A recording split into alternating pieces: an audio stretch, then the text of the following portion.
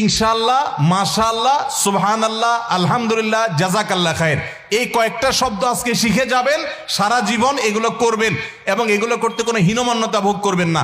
আমি এগুলো কোনটা কোথায় পড়বেন সেটা আপনাদেরকে বলে দিচ্ছি। ভবিষ্যতে কিছু বললে বলবেন ইনশাআল্লাহ।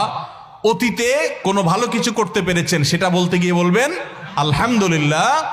আর কোনো ভালো কিছু দেখে অভিভূত হয়েছেন তাহলে বলবেন মাশাআল্লাহ। এবং কোনো কিছু দেখে আশ্চর্য হয়ে আল্লাহর পবিত্রতা জ্ঞাপন করছেন বলবেন সুবহানাল্লাহ। উপরে ওঠার সময় পড়বেন আল্লাহু আকবার, নিচে নামার সময় বলবেন সুবহানাল্লাহ। এই জন্য এখন থেকে উঠতে বসতে চলতে ফিরতে ইনশাআল্লাহ, সুবহানাল্লাহ, আলহামদুলিল্লাহ, মাশাআল্লাহ, উপরে উঠতে আল্লাহু আকবার, নিচে নামতে সুবহানাল্লাহ।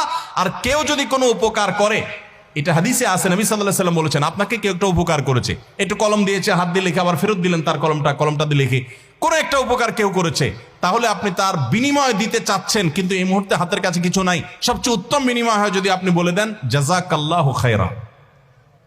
জাযাকাল্লাহু খায়রা মানে কি?